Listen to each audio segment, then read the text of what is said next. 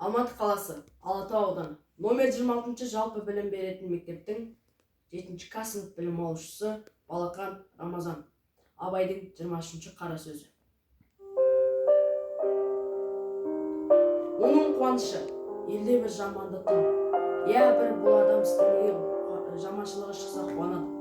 Айтады, Құдай пәленшеден сақтасын, о да адаммын деп жүр ғой. Мен оның қасында сәулелі кісінің бірі емеспін бе? Мен оған қарағанда таза кісі емеспін бе деп. Құдай оған айтып па, пәленшеден тәуір болсын.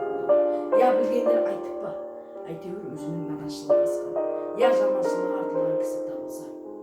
Сен жаманға қосылмайсың деп. Жаманға салысып жақсы бола ма? Жақсыға салысып жақсы болады да. 100 ат бәйге қосылса, мен бәйге алдым деген сөз шықса, алдыңда неше ат бар, артыңда неше ат бар деген не сөз бар? Мен 5-10 аттан ілгері